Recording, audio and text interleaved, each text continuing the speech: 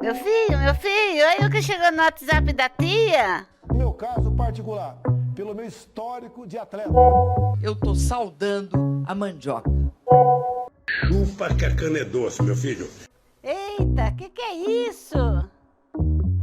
Vamos explicar para nossa audiência, né? Vamos começar do começo. Afinal, o que é o marco temporal? Tá. Olha, essa palavra essa é uma expressão jurídica que foi incorporada à discussão a partir de uma decisão do STF julgando um processo de demarcação territorial indígena no sul do Brasil, em Santa Catarina. Em linhas gerais, para quem é leigo, né, para quem não é da área do direito, e também para quem não é da área de antropologia, o que significa o marco temporal? É uma construção, é uma ideia que pretende ser incorporada no direito brasileiro, que estabelece o reconhecimento do direito ao território das populações indígenas que estavam no seu território a partir do dia 5 de outubro de 88, que é o dia da promulgação da Constituição brasileira, que está em vigor até hoje, a chamada Constituição Cidadã. Né? Então, em tese, em linhas gerais, essa é a ideia do marco temporal. Parece uma ideia tranquila, parece uma ideia inocente, mas não é. É uma ideia altamente perniciosa. Inclusive, muitos juristas apontam que ela é inconstitucional, uma vez que a Constituição, a nossa Constituição de 88, ela tem cláusulas que defendem os direitos de populações indígenas, populações quilombolas, o direito à ancestralidade nesses territórios. Aliás, isso é um dos pontos pelos quais a nossa Constituição ela é extremamente elogiada no mundo inteiro e conhecida como Constituição Cidadã. Dos países da América, por exemplo, ou dos países que têm populações nativas e que sofreram o processo de colonialismo, de colonização, vamos chamar, mas a ideia de colonialismo realmente evoca a perversidade que foi todo esse processo, e sobre a qual a gente não fala nas nossas aulas de história, sobretudo quando está analisando, né, a vinda dos portugueses, a ideia, aquelas questões todas que parecem, digamos, superficialidade para as pessoas, mas não são superficialidades. Quando você questiona o descobrimento e chama de invasão, de ocupação, porque já havia pessoas morando aqui, já havia povos, já havia culturas, inclusive civilizações, e etc. Então, quando você está falando, a nossa Constituição, ela reconhece, primeiro, isso é muito importante que se diga, ela reconhece a ancestralidade dessas populações ao direito que tem ao seu território e mais, reconhece como terra e território não apenas o espaço físico que nós usamos para ficar em cima dele, para construir uma casa, botar uma cerca, mas o espaço que, além de físico, é um espaço existencial. Né? Não é à toa que todas essas populações chamadas tradicionais têm uma relação com a terra que é uma relação de sacralidade. É uma relação que vai muito além, né, das nossas ideias, sobretudo para quem é de uma sociedade urbana ou de uma sociedade rural, mas uma sociedade rural que é uma sociedade baseada na propriedade da terra como capital, como origem do capital, né? Não consegue entender, é difícil entender. Então, a discussão do chamado marco temporal, que está sendo feito hoje no Brasil, deveria ser encarada pela população brasileira, não apenas, o que já seria, o apenas aqui não é minimizando, mas é só circunscrevendo, né? O que já seria altamente importante e de uma relevância crucial, mas não se trata apenas de falar dos direitos indígenas. Trata-se de falar dos direitos fundamentais das pessoas, inclusive no seu plano de existência cultural, não apenas de existência física. Né?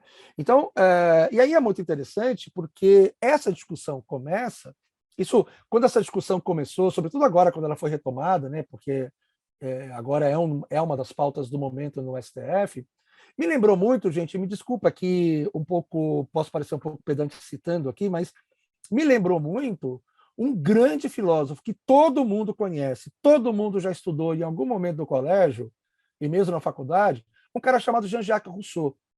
O Rousseau ele tem um dos textos mais clássicos do Rousseau, a preocupação, né, desses filósofos iluministas. O Rousseau viveu no século XVIII, numa França iluminista, que estava justamente pensando, entre outras coisas, a condição humana, a questão, e uma das preocupações era justamente essa aparente polaridade entre homem no estado de natureza e homem da civilização ou da sociedade civil, vamos chamar assim, né? O que, inclusive, nos remete à ideia dessa romantização também dos povos indígenas, porque a ideia do bom selvagem, e o homem no estado de natureza seria aquele cara, né, sem muitas, digamos, corrupções trazidas pela vida em sociedade civil. Nesse livro, o Rousseau coloca uma coisa muito interessante. Eu até pensei aqui em colocar. Olha o que ele fala, gente. O verdadeiro fundador da sociedade civil foi o primeiro que, tendo cercado um terreno, lembrou-se de dizer: isto é meu, e encontrou pessoas suficientemente simples para acreditar nisso. Ou seja, a ideia de que tratar a terra como uma posse, como uma propriedade, é algo que funda aquilo que nós chamamos sociedade civil, na visão do Rousseau. O que isso despreza, gente? Despreza toda uma lógica cultural que não é pautada por esse princípio eurocêntrico, um princípio centrado na lógica europeia, na lógica dos impérios, na lógica das propriedades dos grandes nobres, dos ducados, dos condados, né? Então, quando você está fazendo uma discussão sobre o marco temporal, nesse plano um pouco mais abstrato, claro que tem toda uma discussão jurídica, tem toda uma discussão política fundamental aí, que a gente pode entrar daqui a pouco, sobre a questão dos direitos indígenas, mas eu estou trazendo uma reflexão para as pessoas poderem pensar no significado que isso tem ao tratarmos a terra como uma propriedade privada, como se sempre fosse assim, né? Essas sociedades indígenas, principalmente, isso é muito interessante, porque inclusive a Constituição coloca isso, né? Que os índios têm a posse da terra, mas não têm a propriedade é da União. E isso é muito interessante porque, para uma sociedade como essa, de fato não existe propriedade privada. As pessoas têm lá sua roça, tem, né, seu cercadinho que faz sua roça de mandioca, de arroz, tem sua criação eventualmente de animais, etc. Mas a terra é da coletividade, a terra é da comunidade. Ela não pode ser vendida, ela não pode ser comercializada. Você não pode ganhar em termos de fonte de lucro. E se a gente for para um outro teórico também importante do século XIX, um cara chamado Karl Marx, que todo mundo fala dele, mas ninguém nunca leu, diga-se de passagem, é bom registrar isso, né? Ninguém nunca leu uma linha do Marx, mas fala mal dele. Mas o Marx fala uma coisa muito interessante também, que é o seguinte: é na propriedade da terra que está a origem, não, isso é meio Rousseau também, mas ele traduz os sistemas econômicos, que está a origem de todo o processo de acumulação de capital no sistema que a gente vive, no sistema capitalista. Porque se a gente for pensar que a geração de mais-valia, né, ela é gerada, ela é criada no processo de produção, da transformação da matéria-prima em produto que vai para o mercado e vai ser comercializado numa sociedade de mercado, que a gente chama, né, qual é a origem de tudo isso? É a terra. Então, para a sociedade capitalista, a propriedade, a posse da terra, a propriedade da terra, ela também não é só uma questão de direito de quem está pleiteando isso, mas ela é a necessidade da geração de acúmulo de riquezas e, consequentemente, de construção de desigualdade social. Gente, não sei se eu viajei muito na minha fala, mas foi por onde a minha mente mandou. Eu fui. Pode ficar tranquilo, professor. Mandar um abraço aqui. Na edição a gente resolve tudo. Então tá bom, mas me alimenta de perguntas aí. Consegui responder o que vocês perguntaram? Sim. Professor, eu queria voltar um pouquinho na sua fala no aspecto cultural. E queria saber se, na sua opinião, o marco temporal é uma tentativa de apagamento histórico e cultural, claro, para o povo indígena. Total. Não só de apagamento histórico, e isso é importante que se diga e se enfatize a importância disso, todos os povos no planeta têm nas suas raízes históricas uma das fontes mais importantes de sua existência e de sua sobrevivência. Isso não é pouca coisa, gente. Isso não é pouca coisa. A gente está acostumado a falar, admirar os franceses, admirar os ingleses, porque cultua sua história, sua ancestralidade, sociedade de não sei quantos mil anos, chineses, né, japoneses, etc. Quando a gente fala do Brasil, isso vira, isso é coisa pequena, né, não tem grande importância. Não. tem grande importância sim. Então, tem esse ponto fundamental, mas tem questões aí importantes que essa discussão do marco temporal traz, e você tocou numa delas, Derek, que é o apagamento cultural, a destruição daquilo que é a diversidade cultural pela qual o Brasil é bastante reconhecido no mundo afora. Aliás, é muito importante que a gente entenda também o seguinte: o Brasil é um dos países mais ricos do ponto de vista étnico-cultural. Nós temos hoje mais de 250 culturas, povos indígenas diferentes, que falam línguas diferentes, que têm uma organização social, política e econômica, que têm religião próprias. É um povo. Eu me lembro que quando eu era um jovem ativista da questão indígena, lá nos anos 80, e que eu também atuei em alguns trabalhos na organização do movimento indígena com relação à Constituição, a Constituinte, né, de 87, que foi promulgada a Constituição em 88, eu me lembro bem, gente, há 30 e tantos anos, que um dos pleitos que a gente tinha no movimento indígena, que estava começando, né, porque é preciso a gente entender que há 35 anos atrás não havia um movimento indígena pujante e forte que a gente tem hoje, né?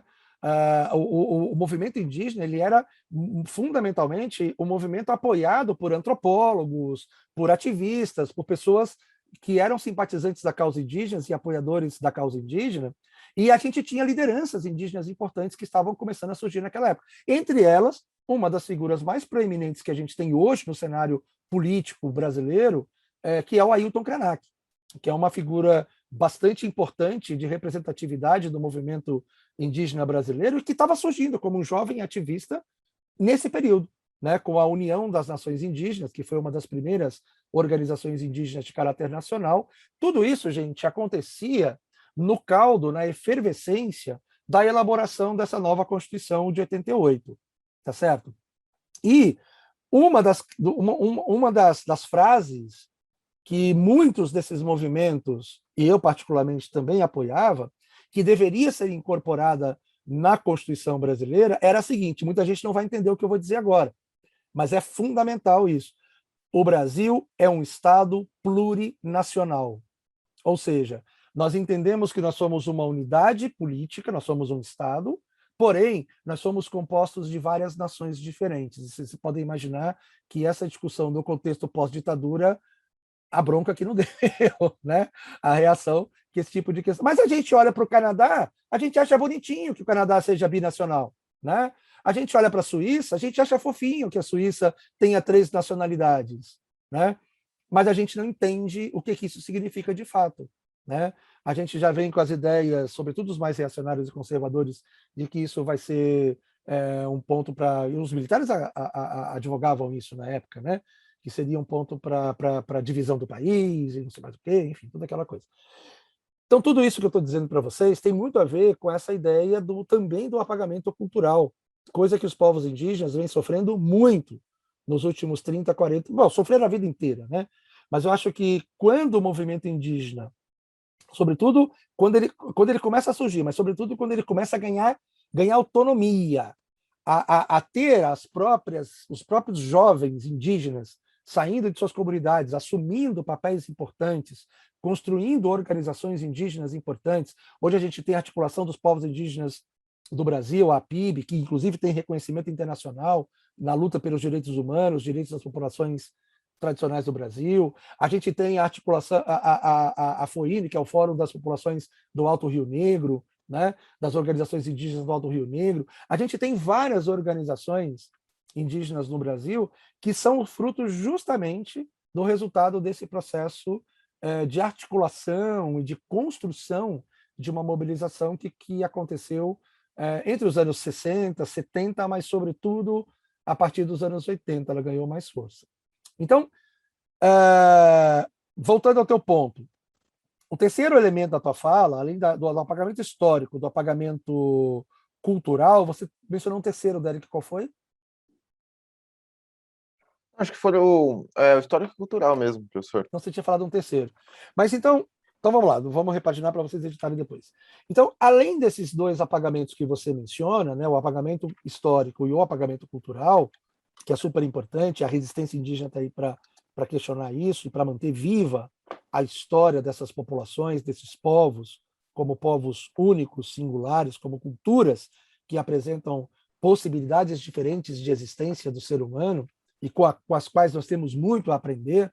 Vivemos ensinando. Nos meus trabalhos em comunidades indígenas, eu lidei muito com uma galera jovem que adora aprender coisas da nossa cultura, sobretudo tecnologia, né? A mexer com equipamentos, a mexer com... Mas, ao mesmo tempo, eles têm orgulho da sua origem cultural. Então, isso é uma outra ideia também equivocada, que passa pela questão da terra também, porque muito já se tentou usar desse argumento para destituir muitas comunidades indígenas do seu direito à terra, seu direito ao território em que ocupam, que é essa ideia de que, para ser um típico representante de uma comunidade indígena, você tem que estar lá na sua aldeia, você tem que morar na sua aldeia, você não pode morar na cidade, você não pode fazer universidade, você não pode viajar, você não pode fazer as coisas que qualquer cidadão faz, né? O que é um absurdo. E isso é um pleito que hoje a gente vê muito eu sigo muitas lideranças indígenas nas mídias sociais, né? Instagram sobretudo, e é uma pauta importante, né? Eu sou membro de uma cultura indígena, de um povo indígena, mas ao mesmo tempo eu transito plenamente em outras culturas, como nós fazemos, como qualquer cidadão global faz, né? O fato de você falar inglês, morar nos Estados Unidos e fazer intercâmbio, né, não te tira a sua identidade ou a sua condição identitária de ser brasileiro. A mesma coisa acontece com os povos indígenas. Eu estou citando os povos indígenas porque nós estamos no Brasil, mas qualquer população de qualquer lugar do planeta. Então tem esse ponto importante que eu acho que é bom frisar. E tem um terceiro elemento aí, Derek, além desses dois pontos do histórico e do cultural, que é a questão mesmo econômica. A gente não pode esquecer, gente, isso é sempre bom lembrar, que por que as terras indígenas são tão cobiçadas? Por que as populações indígenas, sobretudo na Amazônia, tanto no Planalto Central quanto a Amazônia Legal, né, que a gente pega aí o Planalto Central até a região amazônica estrito sensu, mas também em outros lugares do Brasil, por que essas terras são tão cobiçadas? Entre outras coisas, porque justamente foi nessas terras, exatamente pela relação que essas populações têm com o território, a exploração extensiva e não intensiva, né? Aproveitar de forma sustentável os recursos da natureza, muito da sustentabilidade que nós aprendemos hoje vem dessas comunidades, vem dessas populações, né? Foram preservadas exatamente por conta dessa relação que essas populações têm. E muito hoje da nossa exuberante natureza foi preservada quando você tem essas populações ocupando esses territórios segundo a sua lógica de cultura tradicional. Então, a questão do marco temporal coloca esse outro ponto para a gente poder refletir também, né? O que significa liberar as terras indígenas para exploração pelo agronegócio, pelas mineradoras, pela exploração de madeira, como a gente vem vendo? Porque isso já vem acontecendo ainda que a gente tenha um instrumento legal. Mas se não tiver esse instrumento legal, ou se ele for flexibilizado, a gente sabe perfeitamente bem que a situação de ameaça dessas populações só vai aumentar, né? Professor, eu queria dar uma desacelerada na nossa conversa e queria que você explicasse para o ouvinte, né, que vai escutar o podcast no sábado, que é claro que a liderança indígena é contra o marco temporal e os ruralistas, porém, são favoráveis, né, são favoráveis. Então, eu queria que você explicasse quais os argumentos de cada lado. Bom, os argumentos dos ruralistas, eu acabei de falar um pouco, né? A ideia justamente é dificultar a demarcação, que já vem sendo dificultada nos últimos 20 anos, para que, de fato, essas terras sejam disponibilizadas para exploração do agronegócio. Simples assim. Não tem muito o que a gente variar nessa temática. Essa temática é uma temática que vem acontecendo ao longo de praticamente todo o século XX e invadiu o século XXI. Então, esse é o ponto. O ponto é justamente achar uma brecha na Constituição, não na Constituição, mas no nosso sistema legal, para abrir espaço para isso, para essa possibilidade. Houve tentativas anteriores a isso que não foram bem sucedidas, até porque esse direito à territorialidade, como eu disse, é um direito que é constitucional. Está lá, está garantido na Constituição. Se eu não me engano, artigo 231, né? Que dá esse direito, é uma cláusula, é um artigo da Constituição brasileira. Do ponto de vista das populações indígenas, existem vários argumentos que sustentam a contrariedade do marco temporal. Primeiro, que você tem o fato de que muitas sociedades indígenas foram desterritorializadas, expulsas de seus territórios, justamente por essas frentes de expansão. Isso está muito bem descrito na literatura, Darcy Ribeiro, sobretudo, é um dos autores clássicos que falam sobre isso, mas você tem inúmeros trabalhos de historiadores, de antropólogos e de outras especialidades científicas que mostram isso.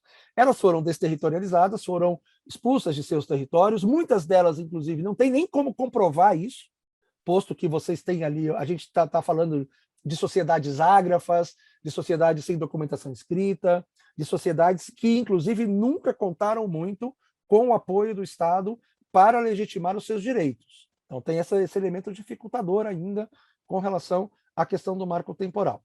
O outro ponto importante, que é o argumento contrário, é que estas sociedades, muitas delas, né, além de terem sido expulsas, elas não foram sequer registradas como sendo membros daquele território, e elas eram. Então, isso vai dificultar muito, ainda mais, a comprovação digamos, do direito que essas populações têm àquele determinado território, né? E o terceiro elemento importante dos argumentos de quem... Isso eu estou falando do ponto de vista mais, digamos, jurídico, como você perguntou, né? É justamente a perda de sentido desse direito a uma concepção de território que não é apenas o território do ponto de vista econômico, o cercado, a sua fazenda ou o seu sítio, mas é um território do ponto de vista étnico-cultural, um território como um valor existencial. Então, e um outro ponto que eu diria que é importante, que eu já comentei lá atrás, é uma reflexão exatamente sobre o modelo de sociedade que a gente quer construir. Então, essa questão do marco temporal pode parecer uma discussão que diga respeito apenas aos interesses dos povos indígenas, mas não. É uma discussão que diz respeito aos interesses da sociedade brasileira como um todo, porque nós estamos falando do tipo de sociedade que nós queremos, do tipo de sociedade que nós queremos construir, né? Então, esse é um ponto central que não só a tese, né, mas toda a discussão do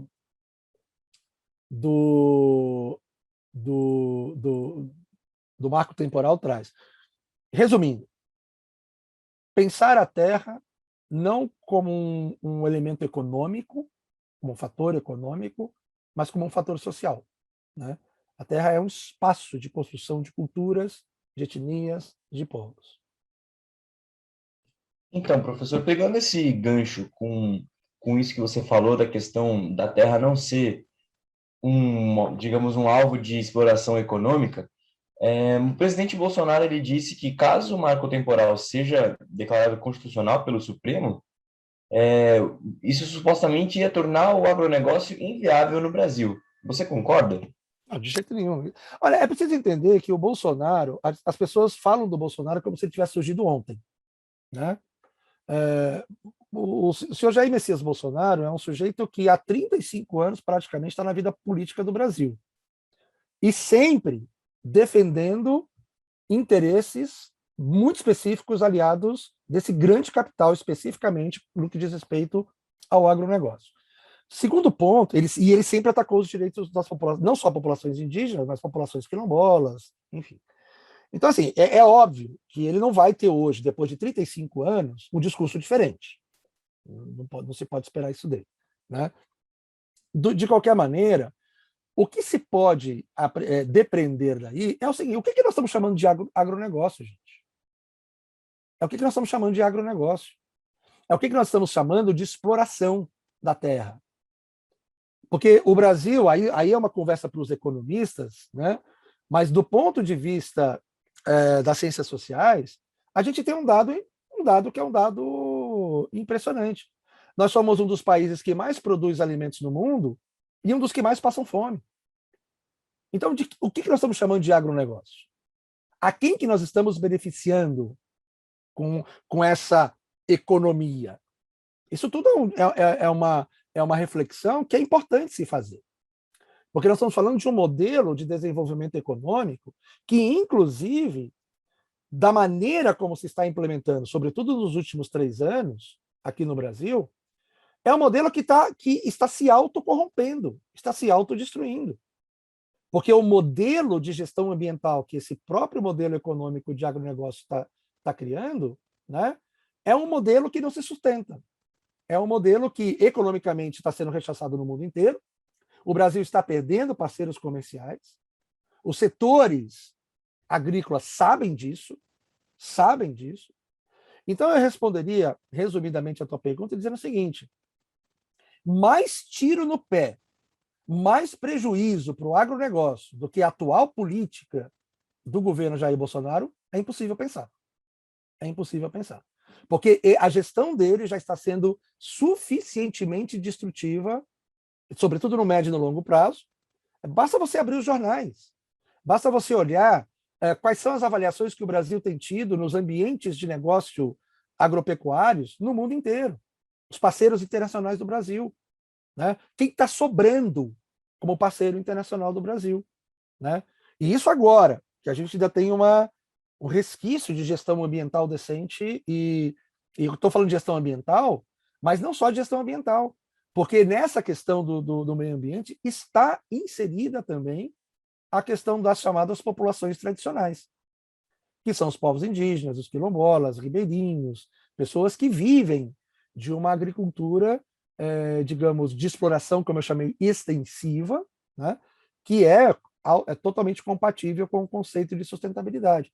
Porque o conceito de sustentabilidade é esse, é você conseguir fazer uma exploração dos recursos naturais de maneira que você consiga prover no futuro, que as gerações futuras consigam continuar explorando esses recursos, ou seja, ele é renovado, ele tem uma capacidade de renovação para que as gerações futuras possam continuar explorando.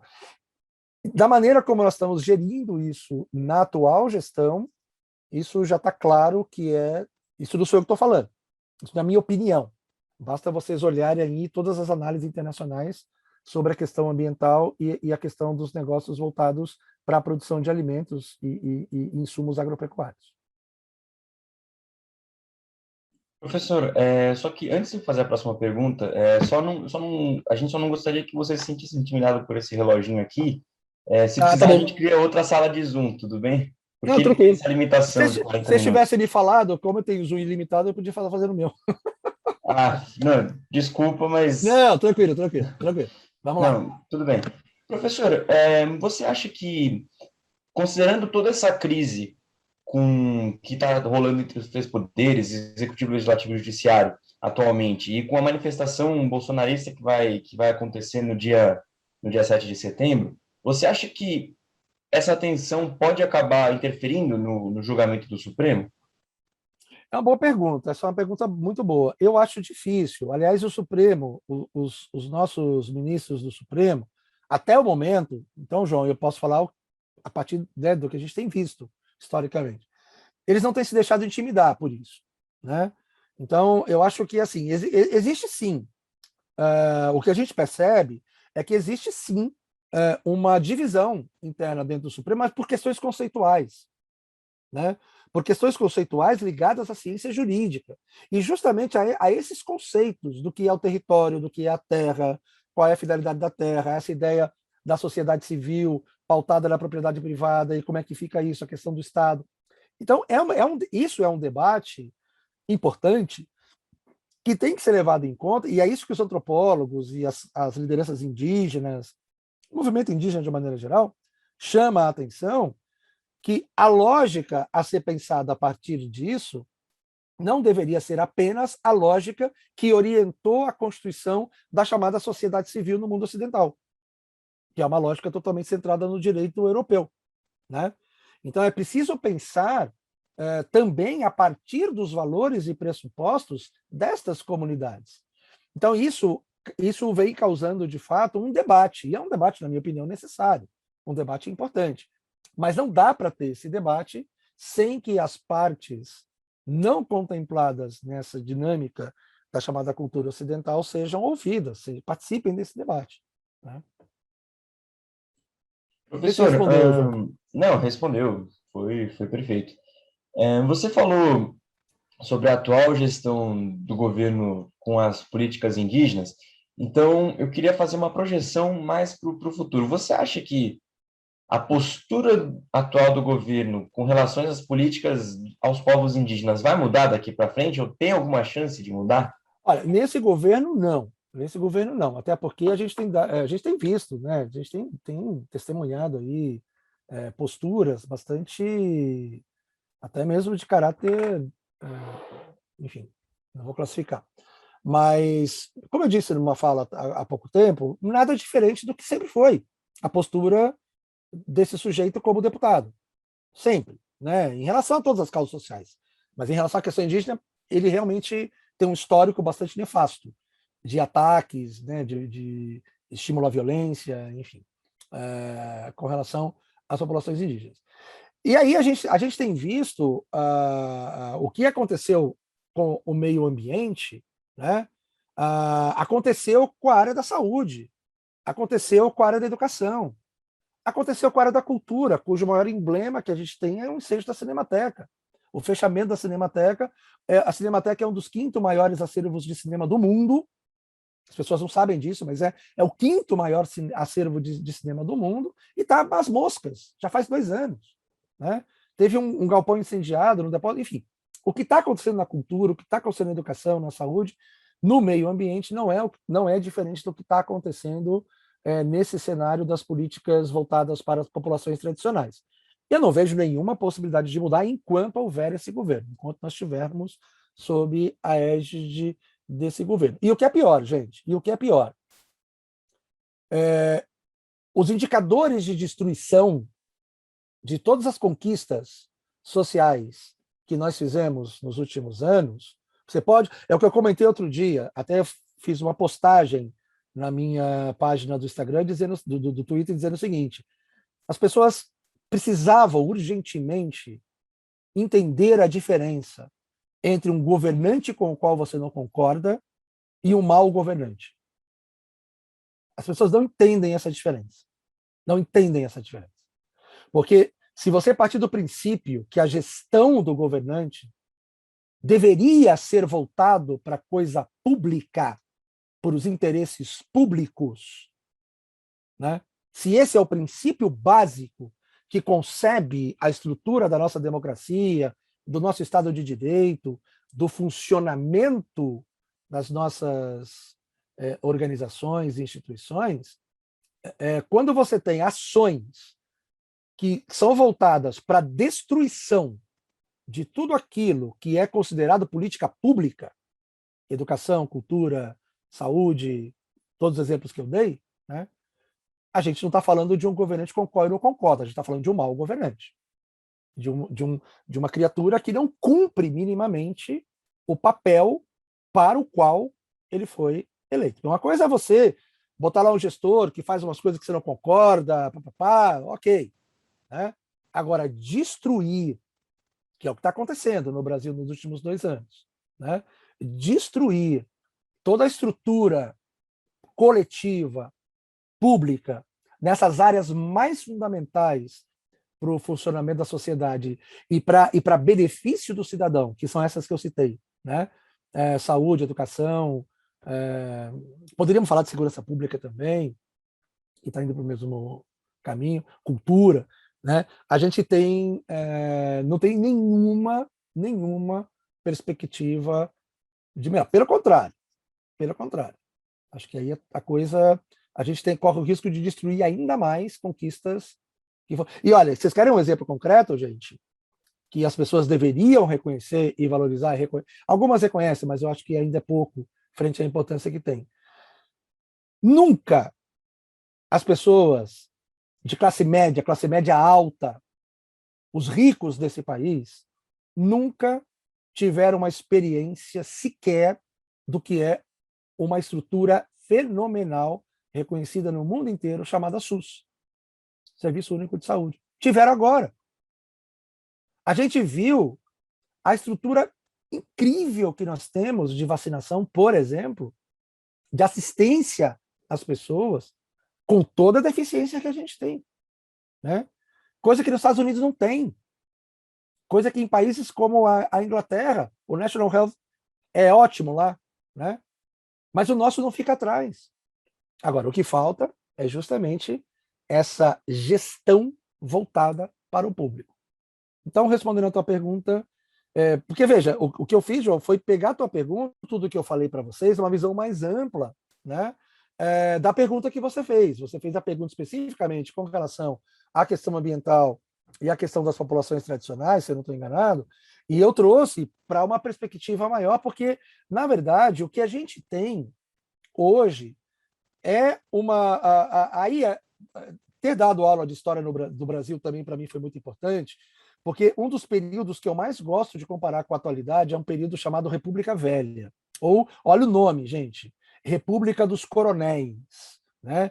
Porque exatamente o período de fundamentação de toda a base personalista, patrimonialista, essa ideia de ocupar a esfera do Estado para atender a interesses privados específicos e esquecer do resto da população, né? As questões ligadas aos interesses sociais, como de saúde, educação, etc., sempre ficam em segundo plano, ou quando elas existem, que foi no caso da era Vargas, elas existem para atender a determinados interesses políticos específicos, que é o chamado populismo, né? Que a gente tem visto muito ultimamente. Então, o que está acontecendo hoje, na minha opinião, é uma destruição fenomenal de todas as conquistas, que não foram tantas assim, a gente tinha muito mais a conquistar, do ponto de vista social no Brasil, né? Avanços na área de educação, avanços na área de renda, a gente voltou para a linha da pobreza, a gente tinha saído do mapa da fome, né? Nós tínhamos diminuído muito vários indicadores do ponto de vista social, e nós estamos retroagindo, né?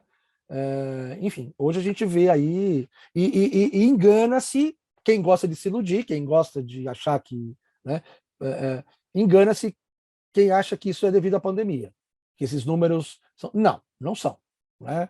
Aliás, a própria gestão da pandemia, isso ficou claro esse ano, mais do que já estava o ano passado, a própria gestão da pandemia já foi aí um desastre total desse ponto de vista do interesse coletivo. Né? Professor, acho que uma última pergunta. Você quer fazer uma pergunta? Não. Então, uma última pergunta para encerrar, que já pegou muito do seu tempo. Professor, eu vejo muitas críticas da liderança indígena para o atual presidente do Senai, né, que é o João Pedro Gonçalves da Costa. E queria saber... Ô, Derek, só faz uma correção. Você está falando da FUNAI, né? FUNAI. Você falou Senai. Não, foi Senai, perdão. Você falou FUNAI. Perdão, pela FUNAI. Eu queria saber como você avalia a gestão. Então, aí essa pergunta, Derek, eu prefiro não responder pelo seguinte: eu precisaria estar acompanhando mais de perto. E isso eu realmente não estou. Né? Eu sei que o que está acontecendo com a FUNAI não é diferente do que aconteceu com a Fundação Palmares, por exemplo. Né? Não é diferente do que aconteceu com o Ministério da Família, que foi colocada uma pessoa que é totalmente contra as conquistas que foram feitas no ambiente do próprio conceito de família, né? E com uma visão extremamente retrógrada do que seja família. Mas eu não tenho, sinceramente, eu seria muito leviano falar da FUNAI hoje, sendo que eu não estou acompanhando, né? Assim, de frente, na verdade, eu tenho acompanhado muito mais o Sérgio Camargo na Fundação Palmares do que a FUNAI. Né? Até por conta da minha última pesquisa, que foi sobre comunidades quilombolas, eu fiquei muito mais ligado à realidade das comunidades quilombolas do que, nos últimos anos, principalmente, né? Do que propriamente a questão indígena. Bom, professor, gostaria de agradecer a sua colaboração e todo o tempo que você gastou, entre aspas, com a gente. Vai ser de muito bom proveito. A gente vai, assim que o conteúdo ficar pronto, eu te encaminho por e-mail E, assim, novamente, muito obrigado. Foi muito esclarecedora a sua entrevista e vai ser de grande utilidade para o nosso programa. Tá bom, gente. Obrigado mesmo. Obrigadão. Ó, Derek, desculpa, te cortei. Não, com certeza. Queria agradecer mesmo a participação, professor, que, poxa, foi uma super aula, literalmente. Obrigado. Eu espero que vocês tenham gostado. Vocês viram que eu sou bem suziante, sobretudo para falar contra o Bolsonaro, aí que eu encho a boca mesmo. Não, mas não é só uma questão gratuita, né, gente? A gente está vivendo aí um dos piores momentos da história do Brasil de todos os tempos, né? A gente está vivendo hoje um século XIX sem estar no século XIX. Eu brinco com as pessoas, adoro fazer essas brincadeiras assim, que a gente tirou o pauzinho do meio e botou no final. A gente tirou 19 e virou 21, mas tá igual, né? Então, é impressionante que a gente não tenha aprendido como sociedade, né? E parece que não, porque a gente fica aí nessas... Enfim, esperamos aí que a gente tenha algum futuro melhor pela frente, mas eu tô, sinceramente, tudo que eu já fui otimista, confesso para vocês que eu não estou muito... Mas obrigado, gente. Espero que tenha sido útil para vocês aí. E estou sempre à disposição para esse tipo de bate-papo, tá bom? Nós que agradecemos, professor. Obrigado, Valeu, gente. Tchau, tchau. Tchau.